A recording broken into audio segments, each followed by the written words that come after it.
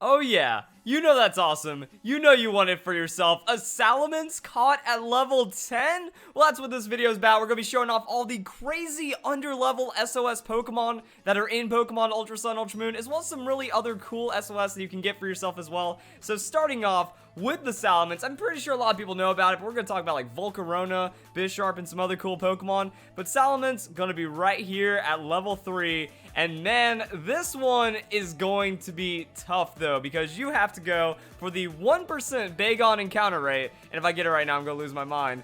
But that's why it's 1%. So you have to kind of grind out for a long time. Then you have to go into an SOS battle with the Bagon. And then there is a further, very small chance to get the Salamence to appear. And when it does, it can appear at various levels. So also, it's kind of like a little bit of a quest. You know, do you want to go for the lowest possible Salamence? You can actually get that thing at level 9.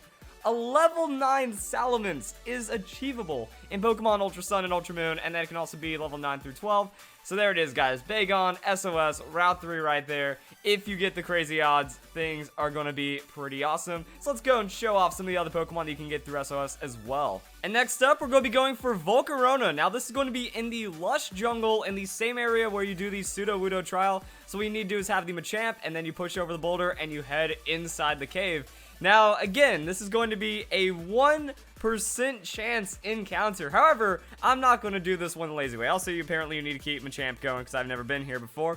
But yeah, I'm going to go for the actual Volcarona, and we're going to see how long it takes. I've already done the Salamence. I think it's a little unnecessary to do that one again. Oh, nice. I got the Larvesta in about 10 minutes, so that works out for me. Let's go and land the false swipe and get this SOS going. So I'm probably also not going to do like the entire battle, because who knows how long it could take for a Volcarona to be called. Some people say that's like 1% on the Salamence and the Larvesta, but I haven't found anything that really supports that, because when we look at like the SOS tables from the data mines and stuff, it just shows the same percentage for all the Pokemon. So if it's like a 30% encounter rate, it's going to be 30% across the board. So it's a 1%, then 1% across the board. So it's pretty much just how that SOS slot is weighted. And it really shouldn't be too bad. So just bring a strong Pokemon, bring your typical SOS setup, and you should be good to go. Also, I should probably be trying to do more than just talking right now. So another thing I also want to talk about that is pretty awesome to me is that if you do get that Salamence, that means you have an adventure. You're going to be doing your Pokemon journey with a Salamence at level 10. You're going to have a pseudo-legendary Pokemon to just wreck the entire game with. And to me, that's kind of awesome. Also, you can do an island scan and get a starter Pokemon.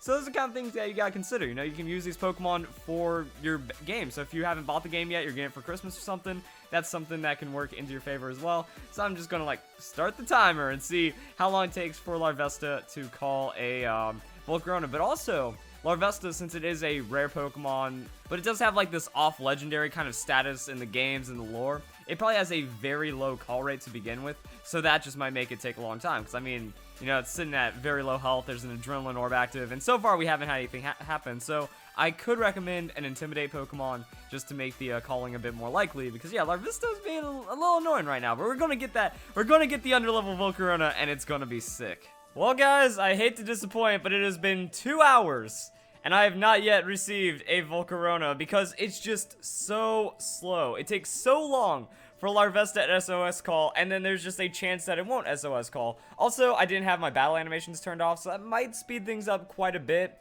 Another big problem that we have with the Larvesta is that it's level 44. It's going to be damaging your Pokemon, and you're going to be healing quite frequently. So yeah, the biggest issue is just help does not appear. Also, Larvesta can have takedown, so that's something to take into consideration. You will need a Ghost-type Pokemon, so Aegislash or Decidueye, that way you have the false swipe just ready to use, is going to be highly recommended. There's still going to be a lot of switching and stuff, and the odds are not great, but this is how you go and get the Volcarona, so if you really want to show off the underlevel Volcarona, that is how you can do it. And then we have one of the more interesting ones, and that's Bisharp. You don't have to do any fancy SOS shenanigans, you just encounter Bisharp. 5% encounter right outside of Po Town, and it will be obtained at level 36 instead of the normal level that evolves at level 42. So if you want to grab that, you can, and this is the location. There are going to be specific grass patches, so you do have to head up to this little like mountainous area. When you do that, the Bisharp will be yours. And then next up, we have the Dragonite and the Dragonair. So you can receive both Dragonite and Dragonair with the potential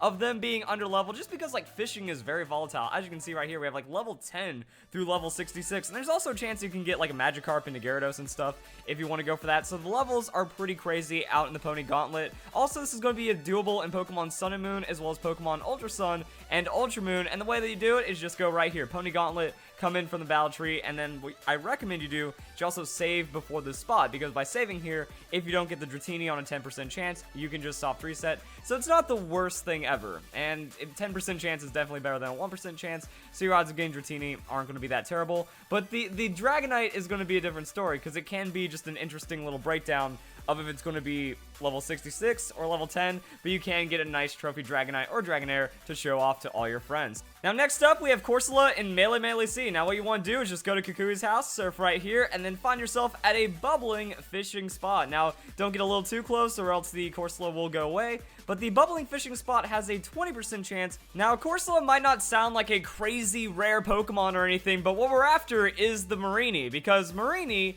loves to feed on Corsola, and it will hear Corsola's cries for help and then appear as an SOS encounter. So these are pretty much just like crazy SOS Pokemon. All of your standard SOS rules will always apply, but a 20% chance to get Corsola at this bubbling fishing spot. And eventually you'll hook into a Pokemon and things will go pretty well. Now this is actually a change from a Pokemon Sun and Moon guide, because I tried outside of Coney City and that didn't really work out too well. So the best bet is going for the bubbling fishing spot. Also, if you fish up an item that you want to keep, say you want to keep that big pearl, just head inside of Kukui's house, come back out to the spot, save again, and then you're going to be good to go. But that is how you receive the Corsola into the Marini SOS. Now the next Pokemon we're going to be talking about isn't necessarily special because of its value or its rarity or anything like that. However, Blissey has one of the best items in the entire game, and that is Lucky Egg. So Blissey can be found in Pokemon Ultra Sun, Ultra Moon, but it only has a 5% chance of having the Lucky Egg, while also having a small percent chance of appearing during a Chansey SOS battle. So one thing I recommend is that you carry the Thief if you are going to be going for the Chansey for like experience points or something like that. And if Blissey appears, you gotta throw it out on there, and you might just steal the Lucky Egg. But it isn't too hard to get Blissey through SOS or even a Chansey SOS battle started. So yeah, Chansey SOS, just save in front of this bush right here and then take one step, and then a Pokemon will jump out at you. And fortunately, you can kind of see from the shadow, like, I know that's not a Chansey. So I'm going to go and reset and go like this. So pretty much it is the same things from like the experience guide, but this time you just kind of modify it a little. So if you have a Pokemon that can get Thief while doing all this other crazy stuff, it does work out pretty well. And then you can also bring multiple Thief Pokemon. You have to take Blissey and Chansey's level into consideration, but fortunately they don't do a lot of damage. So all I have to do is just bring a couple of extra Thief Pokemon. Maybe if one of the Pokemon you're trying to level to 100 also gets Thief, that could just be a little bit of extra benefit, and after you're just going for tons and tons of Blisseys, might end up with a Lucky Egg or two. And even if it takes like an hour or so, those Lucky Eggs are worth their weight in time, in gold, or whatever weird thing I was trying to put together but ended up failing saying. Now the next SOS I'm going to show you is again going to be for items, but it is super free. So all you need to do is have Tauros unlocked, which if you're doing all this grinding, you're probably in the late game anyways. And then you fly on over to Ike Town, you break through the rocks, you go to this part of the route, then there's a 10% chance that Munchlax will appear. Now Munchlax has a 100% chance of holding leftovers. So that means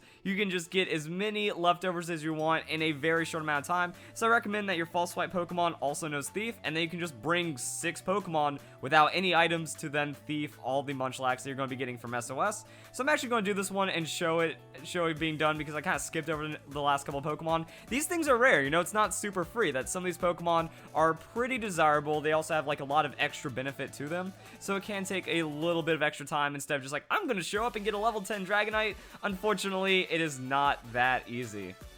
And there we go, there's the Munchlax. So it's going to be your standard SOS. Once again, you just throw out the false swipe on the Munchlax, wait for it to call. When it finally does, use Thief, swap out, get the KO with the Thief, and then you can just kind of keep going through that. So it actually makes it really easy. You just keep killing all of Munchlax's friends, and then you end up with really good items that you can use. And there's leftovers kind of kicking in right there. So I don't think it's actually going to be too much of a problem for the SOS call. Maybe just smack around Munchlax every once in a while anyways, but it should be SOS calling regularly because it isn't a low SOS rate Pokemon. And there it is, so it calls for help. And are we going to get the next Munchlax on the first try?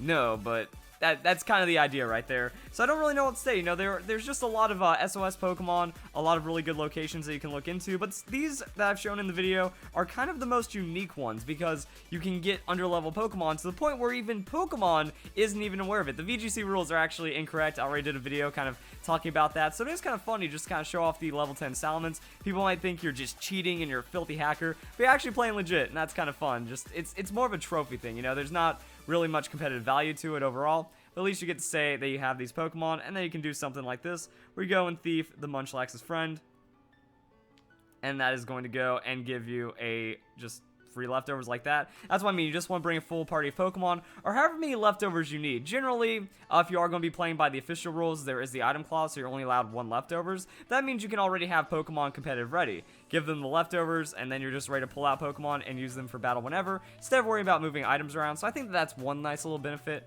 about the leftovers. And as we can see right here, this could be like perfect if Munchlax calls for help, and then you get it on the turn that the leftovers gets a KO. Unfortunately, life isn't perfect, but this is kind of the idea. So if you guys enjoy the video, showing you off some cool SOS encounters that exist now in Pokemon Ultra Sun and Ultra Moon, and that's kind of it. So if you guys enjoy the video, hope you all have a nice day. Thank you very much for watching.